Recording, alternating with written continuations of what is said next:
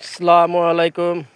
আমি যে কথাগুলাই বলি যেমনই বলি ভাই, কথাগুলা কোনো উপন্যাস না, কোনো নাটক না, কোনো সিনেমা না, কোনো রাজনৈতিক বক্তব্য না, কোনো ছাপাবাজি না। এই কথাগুলো একটা বাস্তব ইতিহাস, চরম বাস্তব ইতিহাস, এমন ইতিহাস। এই ইতিহাস হঠাৎ যদি কোনো ব্যক্তি শুনে, চোখে দেখা তো দূরের কথা, ওই ব্যক্তি হার্ট অ্যাটাক করে মারা যাবে। তো তদ্রূপ ভাই, আমি যে কথাগুলোই বলি, কথাগুলো আপনারা মেনে শুনে বুঝে চলবেন।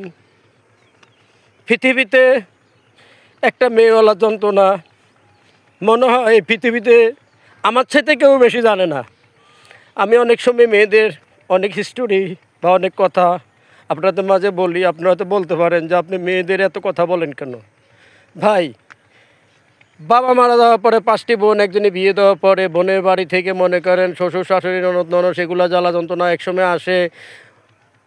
দেখা গেল হয়তো একজন বোনের জামাই 2 জনে মারা গেল, 4জন বাচ্চা, এগুলো মনে করেন সেই ছেলেটার ঘাড়ে আসে। তারপর তাদেরকে আবার বিয়ে শাদী দেওয়ার পরে বোন বাগনি বিয়ে শাদী দেওয়ার পরে আবার বোন বাগনি বাড়ি শ্বশুর বাড়ি থেকেও আবার বিভিন্ন ধরনের কথাবার্তা আসে। আবার একসময় আসে বাগনি করে নাই নাতিন হলে এদেরকে দেখতে না গেলেও বিভিন্ন ধরনের কথা আসে। কারণ ওই ছেলেটি 5 বোন হলে কি, সে তো পুরা গড় গোষ্ঠীর মধ্যে একা। তো তদ্রূপ ভাই, আমার অভিজ্ঞতা থেকে বলছি, আপনারা আমি যাই বলি না কেন, আমার কথাগুলা মেনে শুনে আল্লাহ রাসূলের নাম স্মরণ করে যদি চলেন ভাই, কাহারও সংসারে অশান্তি আসবে না ইনশাআল্লাহ। আমি 100% আমি লিখিত দেব, যদি আমার কথাগুলো কেউ মেনে শুনে বুঝে চলেন, জীবনে সংসারে অশান্তি আসবে না।